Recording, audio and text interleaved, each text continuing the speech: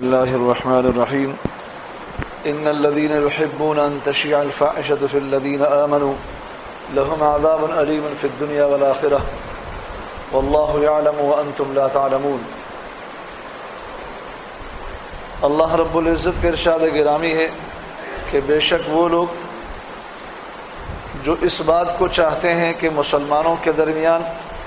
ایمان والوں کے درمیان بے حیائی کی باتیں پھیل جائیں، تو ایسے لوگوں کے لیے اللہ رب العزت نے دنیا کے اندر بھی اور آخرت کے اندر بھی دردناک عذاب رکھا ہے، اور تم لوگ نہیں جانتے، اللہ رب العزت سب کچھ جانتا ہے۔ یہ آیت مبارکہ سورہ نور کی ہے اور اس واقعے سے متعلق ہے جس واقعے میں یہودیوں کے ایجنٹ منافقین نے حضرت عائشہ صدیقہ رضی اللہ تعالیٰ عنہا پر بہتان اور تہمت باندھا تھا، آپ صلی اللہ علیہ وسلم کی حریم اور عزت پر حملہ کیا تھا، اور ایسی ایسی باتیں انہوں نے بنائی تھی اور پھیلائی تھی جن کا سرے سے کوئی وجود ہی نہیں تھا۔ پاک دامن عورتوں پر تہمت لگانا ویسے ہی گناہ کبیرہ ہے، بہت بڑا گناہ ہے۔ نبی کریم صلی اللہ علیہ وسلم نے شرک کے ساتھ، جادو کے ساتھ، قتل کرنے کے ساتھ اس گناہ کو بھی بیان فرمایا ہے کہ کسی مسلمان پاک دامن عورت پر کوئی بہتان، کوئی غلط بات اس کی طرف نسبت کی جائے، پھر نبی کریم صلی اللہ علیہ وسلم کی عزت اور حرمت، اور پھر وہ بیوی جو آپ صلی اللہ علیہ وسلم کو تمام بیویوں میں پسندیدہ تھی، اس پر کوئی تہمت لگانا اور اس پر کوئی غلط بات کی طرف نشاندہی کرنا، ظاہر بات ہے کہ کتنا بڑا گناہ ہو سکتا ہے۔ اس گناہ سے متعلق اللہ رب العزت نے یہودیوں کی اور ان کے جو اعلی کار منافقین تھے، جو ظاہری طور پر مسلمان بنے ہوئے تھے،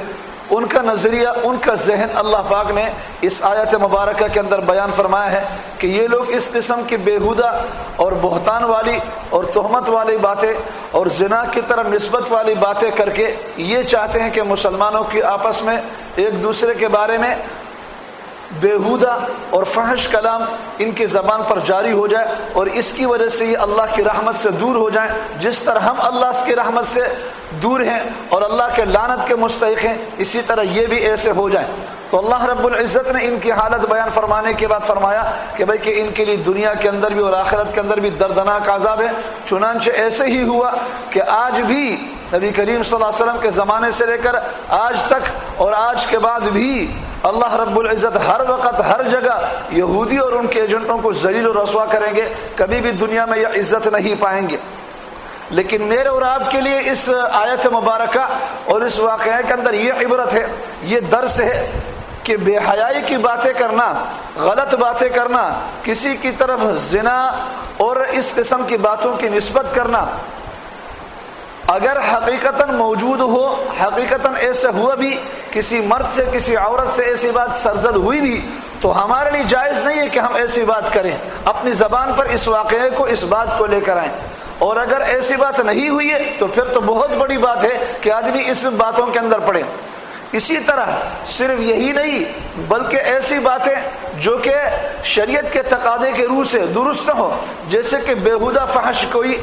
گندا کلام، گندی زبان استعمال کرنا، یہ بھی شریعت کے اندر جائز نہیں ہے۔ تو جو لوگ بھی اس قسم کی باتیں کرتے ہیں وہ ان منافقین کے طرز کو اپنانے والے ہیں۔ اسی طرح قرآن و احادیث کی روشنی میں یہ بات معلوم ہوتی ہے کہ گندی تصویروں کا استعمال کرنا، اس کو رواج دینا، بیہودہ عورتوں کی تصویروں کو دیکھنا اور ان کو جاری کرنا، جیسے کہ ہمارے ہاں یہ عید کارڈ کے اندر استعمال ہوتا ہے، یا اس طرح کوئی اپنی دکان کو سجانے کے لیے، اپنی دکان کی چیزوں کو بیچنے کے لیے گندی تصویر اپنی دکانوں کے اندر لگاتے ہیں، یہ ساری کی ساری بے حیائی کی باتیں ہیں۔ نبی کریم صلی اللہ علیہ وسلم نے ایسے لوگوں سے متعلق اس آیت مبارکہ کی روشنی میں فرمایا ہے کہ ایسے لوگوں پر لعنت ہے۔ ایک حدیث مبارکہ کا مفہوم ہے، آپ صلی اللہ علیہ وسلم فرمایا کہ ناظر اور منظورہ دونوں پر اللہ کی لعنت ہو۔ ناظر سے مراد یہ ہے کہ وہ آدمی جو کہ نامحرم عورت کو شہوت کی نگاہ سے دیکھتا ہے، اور منظورہ سے مراد وہ عورت ہے جو بے پردہ ہو کر بن سرور کر گھر سے باہر نکلتی ہے، اس لیے نکلتی ہے کہ اس کو دیکھا جائے۔ یہ دونوں، ان دونوں شخصیتوں پر نبی کریم صلی اللہ علیہ وسلم نے لعنت کی ہے کہ ان پر اللہ کی لعنت ہو۔ اسی طرح جو بھی بے حیائی کی باتیں ہیں، جو بھی ایسی باتیں ہیں جو کہ شرعاً جائز نہیں ہے، جس کے اندر بےہودگی ہے، چاہے وہ گالم گلوچ ہو، چاہے وہ قصہ گوئی ہو، یہ منافقین کی عادت ہے جو مسلمانوں کے اندر پھیلانا چاہتے ہیں۔ چنانچہ آج کل کے زمانے میں تازہ تازہ واقعہ میں نے سنا ہے کہ ٹی وی کے اندر کوئی ایسا پروگرام آیا ہے جس میں روافض نے اور اسی طرح یہودیوں نے سازش کر کے مسلمانوں کے اندر متع کے جائز ہونے کی اور متع کے حلال ہونے کی باتیں پھیلانے کی کوشش کی ہے، تاکہ مسلمان نوجوانوں کو ایک وہ مل جائے کہ بھائی کہ اس پر تبصرہ کریں، اور ہوتے ہوتے ایک زمانہ ایسا آئے گا باتیں کرتے کرتے اس کو پھر جائز سمجھیں گے۔ میں یہ خطرہ محسوس کرتا ہوں کہ مسلمانوں کے اندر یہ باتیں پھیل کر خود مسلمان اللہ کے لعنت کے مستحق ہو جائیں گے، پھر دین سے دور ہو جائیں گے، پھر وہ اپنے ہی علماء اپنے ہی ائمہ پر لعن و طعن تشنیع کریں گے۔ یہ ان یہودیوں کی اور ان منافقین کی عادت ہے کہ وہ مسلمانوں کے اندر ایسی باتیں پھیلاتے ہیں جو مسلمانوں کے دین اور ایمان کے اعتبار سے نقصان دہ ہو۔ نبی کریم صلی اللہ علیہ وسلم کی ایک حدیث مبارکہ ہے، غور سے سنیے، ہم سب کے لیے بڑی درس کی بات ہے۔ حضرت عبداللہ ابن عمر رضی اللہ تعالیٰ فرماتے ہیں کہ ایک مرتبہ نبی کریم صلی اللہ علیہ وسلم نے ہمیں جمع فرمایا، ہم 10 یا 11 صحابہ کرام تھے، ہمیں جمع فرما کر فرمایا کہ میں تمہیں چند باتوں کی وصیت کرتا ہوں اور میں اللہ سے دعا کرتا ہوں کہ تم اس زمانے کو نہ پاؤ۔ پھر ان میں سے ایک بات آپ صلی اللہ علیہ وسلم نے یہ بیان فرمائے کہ جب کسی قوم میں بے حیائی کے کام علی الاعلان ہوں گے، کھلم کھلا ہوں گے، تو وہ طاعون کے مرض میں مبتلا ہوں گے، ایسی ایسی بیماریوں